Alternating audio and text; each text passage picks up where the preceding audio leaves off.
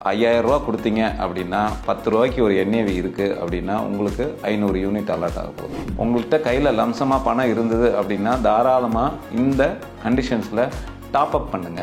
So எப்பப்பெல்லாம் கையில் fund இருக்கோ இந்த ஒரு நெக்ஸ்ட் ஒரு 6 மந்த்ஸ்க்கு வந்து மார்க்கெட் வாலட்டைலாக தான் இருக்குங்கிறத எக்ஸ்பர்ட்ஸ் ப்ரெடிக்ட் பண்ணுறாங்க. ஸோ அப்படி இருக்கிற சமயத்தில் உங்கள்கிட்ட கையில் எக்ஸஸ் ஃபண்ட்ஸ் இருக்குது அப்படின்னா உங்கள் பட்ஜெட் மந்த்லி பட்ஜெட் போக உங்களோட இருக்கிற SIPலேயே அடிஷ்னலாக அந்த ஃபண்டை தயவு செஞ்சு வாங்குங்க. டேட்டா கிளியர்லி ஷோஸ் கிட்டத்தட்ட 7 இயர்ஸ் டென்யூரில் இதே மாதிரி முன்னாடி கம்மியாக இருந்த ஸ்மால் கேப் மிட் கேப் கேட்டகரிஸை அவுட் பர்ஃபார்ம் பண்ணி கிட்டத்தட்ட 30-35% ரிட்டர்ன்ஸ் கொடுத்தது. உங்கள் கோலை ரீச் பண்ண போகிற நேரத்தில் அன்றைக்கி இருக்கிற மார்க்கெட் சினாரியோவை அனலைஸ் பண்ணிவிட்டு உங்களோட மியூச்சுவல் ஃபண்ட் டிஸ்ட்ரிபியூட்டர்ட்டையோ இல்லை உங்கள் ஃபினான்ஷியல் எக்ஸ்பர்ட்டையோ டிஸ்கஸ் பண்ணிவிட்டு அந்த ஃபண்டை வந்து அந்த சமயத்தில் நீங்கள் பாண்ட் ஃபண்டுக்கோ இல்லை டெப்ட் ஃபண்டுக்கோ மாற்றி வச்சுக்கோங்க. கட்டுமானத்தின் வலிமை, கட்டிடங்களின் பாதுகாப்பு. ஸ்ரீ துர்கா TMT கம்பிகள். நியூஸ் கஃபே நேயர்களுக்கு அன்பு வணக்கம். I am Ramkumar, registered mutual fund distributor. நமக்கு நிறைய கொரீஸ் வருது. இந்த மார்க்கெட் வந்து ஒரு செப்டம்பருக்கு அப்புறமா ஹைலி வாலட்டைல், பங்குச்சந்தை வந்து இறங்கு முகத்தில் தான் இருக்குது. ஒரு வாரத்தில் ஒரு 5 நாள் ட்ரேடிங் டேஸ்னால் ஒரு 1 டே ஆர் 2 டேஸ் வந்து பாசிட்டிவாக க்ளோஸ் ஆகுது. இல்லைனா ரிமைனிங் டேஸ் எல்லாமே வந்து இறங்கு முகத்தில் தான் இருக்குது. நிறையா பாயிண்ட்ஸ் சொல்கிறாங்க, அதையும் பிரேக் அவுட் ஆகி சர்க்கியூட் பிரேக் அவுட் ஆகி இறங்கிக்கிட்டே தான் இருக்குது. யாராலையுமே ப்ரெடிக்ட் பண்ண முடியல. இது எல்லாத்துக்கும் நிறைய ஃபேக்டர்ஸ் சொல்கிறாங்க. குளோபல் ஃபேக்டர்ஸ் சொல்கிறாங்க. இந்தியாவில் வந்து கம்பெனிஸோட கார்ப்பரேட் கம்பெனிஸோட பர்ஃபார்மன்ஸ் வந்து ரொம்ப புவராக இருக்குது Q2 Q3ல. இதெல்லாம் நிறைய இருக்குது. ஒரு வருஷத்துக்கு முன்னாடி யாராவது ஒருத்தர் இந்த மாதிரி ஒரு சோஷியல் மீடியாவில் நம்ம மியூச்சுவல் ஃபண்ட்ஸை பற்றி ப்ரமோட் பண்ணுறோம், இதெல்லாம் பார்த்துட்டு ஒரு மியூச்சுவல் ஃபண்ட்ஸில் ஈவன் லம்சமாக இருக்கட்டும் இல்லை சிஸ்டமேட்டிக் இன்வெஸ்ட்மெண்ட் பிளானில் இன்வெஸ்ட் பண்ணியிருக்காரு அப்படின்னா கண்டிப்பாக வந்து ஒரு வருஷத்துக்கு முன்னாடி இன்வெஸ்ட் பண்ணியிருந்தாருன்னா அவரோட பர்சன்டேஜ் ஆஃப் பர்ஃபார்மன்ஸ் வந்து hardly it will be 1 or 2%, less then 5% தான் இருக்கும். எனி கேட்டகரிஸ் ஆஃப் ஃபண்ட்ஸில் இன்வெஸ்ட் பண்ணுறது. இல்லை ஒருத்தர் SIPயில் போயிருந்தாலும் அதே ரிட்டர்ன்ஸ் தான் கிடச்சிருக்கும். செப்டம்பருக்கு அப்புறமா இல்லை ஒரு ஆகஸ்ட் செப்டம்பரில் ஒருத்தர் SIPயில் இன்வெஸ்ட் பண்ணுறாரு அப்படின்னா ஒரு 6 மாதத்துக்குள்ளே அவங்களோட இன்வெஸ்ட்மெண்ட்ஸ் இருக்குது அப்படின்னா அவங்களோட போர்ட்ஃபோலியோட வந்து 100% வந்து நெகட்டிவில் தான் இருக்கும், ரேட்டில் தான் இருக்கும். ஸோ இந்த சுச்சுவேஷன்ஸில் நிறைய நமக்கு போஸ்டிங் வருது. நிறைய பேர் வந்து ஒரு ஸ்ட்ரெஸ்ஸில் இருக்காங்க. SIPயை நிறுத்திடலாமா இல்லை மார்க்கெட் இப்படியே கண்டினியூ ஆகுமா, இந்த மாதிரி சமயத்தில் என்ன செய்யறது. அதை தவிர ஒரு முக்கியமான ஒரு asset management company fund manager வந்து மிட் அண்ட் ஸ்மால் கேப்பில் இன்வெஸ்ட் பண்ணிட்டு இருந்தீங்கன்னா நிறுத்திடுங்க அப்படிங்கிற மாதிரி சொல்லியிருக்காங்க. இந்த மாதிரி கொரிஸ் நிறைய வரதுனால நம்ம இன்னும் நிறைய பார்க்குறோம். SIPs கேன்சலேஷன்ஸ் அதிகமாகுது. அதோட டேட்டா என்னங்கிறத கண்டிப்பாக ஷேர் பண்ணலாம். ஸோ இந்த மாதிரி கண்டிஷன்ஸில் ஒரு இன்வெஸ்டர்ஸ் எப்படி ரியாக்ட் பண்ணணும் அப்படிங்கிறது தான் நம்ம அடுத்த பார்க்க போகிற ஒரு 5 மினிட்ஸ்க்கான செஷன். SIPங்கிறது எவ்வளோ வருஷத்துக்கு இன்வெஸ்ட் பண்ணி எந்த SIP இன்வெஸ்ட் பண்ணும்போது நீங்கள் எதை நினச்சி இன்வெஸ்ட் பண்ணீங்க அப்படிங்கிறத பார்க்கணும். SIP is not a product for 1 year, 2 year or 3 years.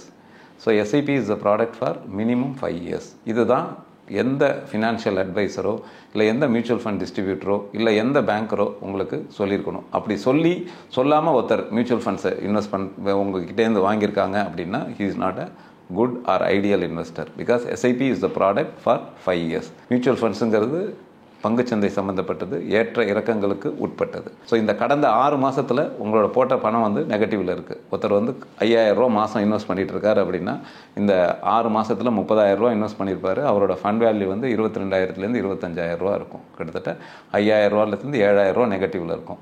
But இந்த சிச்சுவேஷன்ஸ்லாம் மியூச்சுவல் ஃபண்ட்ஸ் இன்வெஸ்டர்ஸ்க்கு, எஸ்பெஷலி SIP இன்வெஸ்டர்ஸ்க்கு ஒரு வாய்ப்பு, ஒரு ஆப்பர்ச்சுனிட்டிஸ்.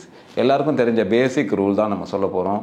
நீங்கள் ரூ. 5000 கொடுத்தீங்க அப்படின்னா ரூ. 10 ஒரு NAV இருக்குது அப்படின்னா உங்களுக்கு 500 யூனிட் அலாட் ஆக போகுது. ஸோ செப்டம்பரில் நீங்கள் ரூ. 10 ஒரு யூனிட் வாங்கியிருக்கீங்க அப்படின்னா அதே யூனிட் வந்து இன்றைக்கி ரூ. 8 கிடைக்கும். அப்போ 500 யூனிட்டுக்கு பதிலாக உங்களுக்கு கிடைக்க போகிற யூனிட் வந்து அதிகமான யூனிட்டு. பிகாஸ் ரூ. 8 ஒரு NAV, நெட் அசெட் வேல்யூ. இந்த மியூச்சுவல் ஃபண்ட்ஸில் சிஸ்டமேட்டிக் இன்வெஸ்ட்மெண்ட் பிளானில் நீங்கள் எதை பார்க்கணும் அப்படின்னா இன்வெஸ்ட்மெண்ட் வேல்யூ, கரண்ட் வேல்யூவை பார்க்காம நான் எவ்வளோ யூனிட்ஸை அக்யூமுலேட் பண்ணுறேன், மாதம் எனக்கு எவ்வளோ நம்பர் ஆஃப் யூனிட்ஸ் வந்து கிடைக்கிறது அப்படிங்கிறது தான் இதில் முக்கியமான குறிக்கோளாக இருக்கணும்.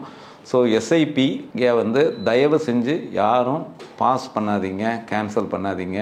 இதெல்லாம் ஆப்பர்ச்சுனிட்டிஸு. இந்த சமயத்தில் வந்து பொறுமையாக, டிசிப்ளினாக, கன்சிஸ்டண்ட்டாக உங்களோட மியூச்சுவல் ஃபண்ட் டிஸ்ட்ரிபியூட்டரோட அனலைஸ் பண்ணிவிட்டு அந்த இன்வெஸ்ட்மெண்ட்டில் இன்வெஸ்ட் பண்ணுங்கள். இது வந்து முக்கியமான பாயிண்ட்டு ஃபார் த ஃபஸ்ட்டு. அடுத்தது, இந்த இறங்கு முகத்தில் இன்வெஸ்ட் பண்ணும்போது நான் ஏற்கனவே சொன்னேன், முடிஞ்சால் உங்கள்கிட்ட கையில் லம்சமாக பணம் இருந்தது அப்படின்னா தாராளமாக இந்த கண்டிஷன்ஸில் டாப் அப் பண்ணுங்கள். ஸோ எப்பப்பெல்லாம் கையில் ஃபண்ட் இருக்கோ, இந்த ஒரு நெக்ஸ்ட் ஒரு 6 மந்த்ஸ்க்கு வந்து மார்க்கெட் வாலட்டைலாக தான் இருக்குங்கிறத எக்ஸ்பர்ட்ஸ் ப்ரெடிக்ட் பண்ணுறாங்க. ஸோ அப்படி இருக்கிற சமயத்தில் உங்கள்கிட்ட கையில் எக்ஸஸ் ஃபண்ட்ஸ் இருக்குது அப்படின்னா உங்கள் பட்ஜெட், மந்த்லி பட்ஜெட் போக உங்களோட இருக்கிற எஸ்ஐபிலேயே அடிஷ்னலாக அந்த ஃபண்டை தயவு செஞ்சு வாங்குங்க. அடுத்தது முக்கியமான பாயிண்ட் என்ன சொல்லணும் அப்படின்னா, மந்த் எண்டுக்குன்னு சொல்லிட்டு ஒரு ஃபண்டு ஒன்று ஜென்ரேட் பண்ணுங்கள். இப்போ என்னை பொறுத்த வரைக்கும் நான் என்னோட கிளைண்ட்ஸ்க்கு எல்லாருக்கும் என்ன சொல்கிறேன்னா, இந்த டவுன் சைட் மார்க்கெட்டில் எவ்ரி மந்த் எண்டு கையில் உங்ககிட்ட அடிஷ்னலாக ஒரு 2000 3000 இருக்குது அப்படின்னா அதுக்குன்னு தனியாக ஒரு ஃபண்டை செலக்ட் பண்ணி அதில் பர்ச்சேஸ் பண்ணுங்கள். இல்லை அப்படின்னா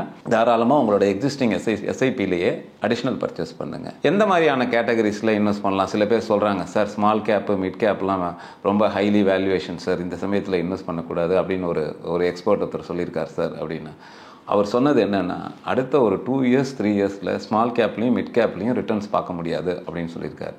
பட் எப்போவுமே வந்து மியூச்சுவல் ஃபண்ட்ஸ் வந்து லாங் டேர்மோட நம்ம அசோசியேட் பண்ணுறோம். கிட்டத்தட்ட அது வந்து ஒரு 10 இயர்ஸ் ஹரிசானுக்கு வெயிட் பண்ணிங்கன்னா அதோட ஒரு கோலோட அட்டாச் பண்ணுறோம்.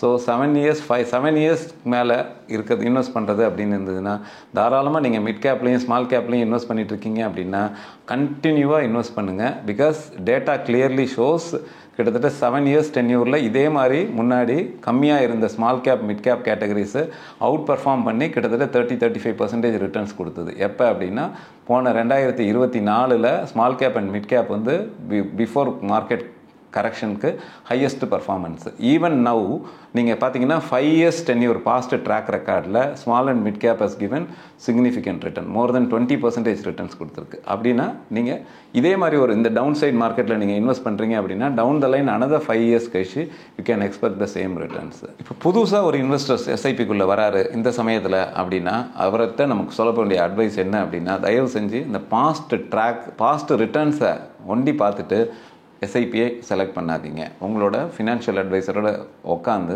உங்களோட ரிஸ்க் ப்ரொஃபைலை அனலைஸ் பண்ணி நீங்கள் எந்த ரிஸ்க் கேட்டகரிஸில் வரீங்க அப்படிங்கிறத தெரிஞ்சுட்டு அதுக்கு ஏற்ற மாதிரி உங்களோட எஸ்ஐபியை இன்வெஸ்ட் பண்ணுங்கள். எப்போ நம்ம எஸ்ஐபியை ஸ்டாப் பண்ணணும் சார் அப்படின்னு நீங்கள் கேட்டிங்க அப்படின்னா கிளியரான ஆன்சர் என்னென்னா, நீங்கள் ஒரு 10 வருஷத்துக்கான கோலுக்காக இருக்கீங்க அப்படின்னா உங்கள் கோலை நீங்கள் ரீச் பண்ண போகிறீங்க. அதாவது சிம்பிளாக சொல்லணும் அப்படின்னா, நீங்கள் உங்கள் சன் வந்து ஒரு 8ஆம் கிளாஸ் படிக்கும்போது நீங்கள் மியூச்சுவல் ஃபண்டில் இன்வெஸ்ட் பண்ணுறீங்க எஸ்ஐபியில். அந்த பையன் வந்து ஒரு 12-15 வருஷம் கழிச்சு அவன் காலேஜுக்கு போகிறான். ஓகே, அந்த மாதிரி சமயத்தில் கிட்டத்தட்ட ஒரு 5 இயர்ஸ் ஆகிருக்கும். இந்த சமயத்தில் காலேஜ் கட்டுறதுக்கான ஃபீஸ் எனக்கு வேணும் சார் அப்படின்னு நீங்கள் நினச்சிங்க அப்படின்னா இந்த சமயத்தில் அந்த ஃபண்டை, பிகாஸ் இந்த சமயத்தில் அந்த ஃபண்டு க்ரோ ஆகிருக்கும், அதை டெப்ட்டுக்கோ இல்லை லிக்விட் ஃபண்டுக்கோ இல்லை எதுலையாவது ஒரு ஷார்ட் டேர்ம் பாண்ட் ஃபண்டுக்கோ டெப்ட் இன்வெஸ்ட்மெண்ட்டில் மாற்றி வச்சுக்கிட்டு அடுத்த 3 மாதம் கழிச்சு அவனுக்கு ஃபீஸ் கட்டணும் அப்படின்னா தாராளமாக பண்ணலாம். இல்லை அப்படின்னா நான் சார் என்னால் வந்து அவனோட ப்ரொஃபஷனல் கோர்ஸை மேனேஜ் பண்ண முடியும், நான் அவனோட ஹையர் ஸ்டடீஸ்க்கு தான் கண்டினியூ பண்ண போகிறேன் அப்படின்னா நீங்கள் ஒரு 5 இயர்ஸ்க்கு முன்னாடி இன்வெஸ்ட் பண்ணியிருக்கீங்க அப்படின்னா அந்த ஃபண்டை தயவு செஞ்சு அடுத்த ஒரு 4 வருஷத்துக்கு 5 வருஷத்துக்கு வளர விடுங்க. அவனோட ஹையர் ஸ்டடீஸ்க்கு தேவைப்படும் போது இந்த பணத்தை எடுத்துக்கலாம். ஸோ நம்ம எப்போவுமே சொல்கிறது என்னென்னா, உங்கள் கோலை ரீச் பண்ண போகிற நேரத்தில் அன்றைக்கி இருக்கிற மார்க்கெட் சினாரியோவை அனலைஸ் பண்ணிவிட்டு உங்களோட மியூச்சுவல் ஃபண்ட் டிஸ்ட்ரிபியூட்டர்ட்டையோ இல்லை உங்கள் ஃபினான்ஷியல் எக்ஸ்பர்ட்டையோ டிஸ்கஸ் பண்ணிவிட்டு அந்த ஃபண்டை வந்து அந்த சமயத்தில் நீங்கள் பாண்ட் ஃபண்டுக்கோ இல்லை டெப்ட் ஃபண்டுக்கோ மாற்றி வச்சுக்கோங்க. அந்த ஃபண்டு வந்து தேர்பை அன்றைக்கி இருக்கிற வாலட்டாலிட்டியை அந்த ஓவரால் நீங்கள் ஜென்ரேட் பண்ண கார்பஸ் வந்து சந்திக்கிறதுக்கு வாய்ப்பு இருக்காது. ஸோ இதில் ஏதாவது உங்களுக்கு இந்த செஷனில் உங்களுக்கு ஏதாவது சந்தேகங்கள் இருந்தது அப்படின்னா தாராளமாக கமெண்ட் செஷனில் போஸ்ட் பண்ணுங்கள். அதுக்கான ஆன்சரோட நெக்ஸ்ட் வீடியோவில் பார்க்கலாம். தேங்க்யூ. இந்த வீடியோ உங்களுக்கு பிடிச்சிருந்தா லைக் பண்ணுங்க, ஷேர் பண்ணுங்க, கமெண்ட் பண்ணுங்க, மறக்காம பெல் பட்டனை கிளிக் பண்ணிட்டு சப்ஸ்கிரைப் பண்ணிடுங்க.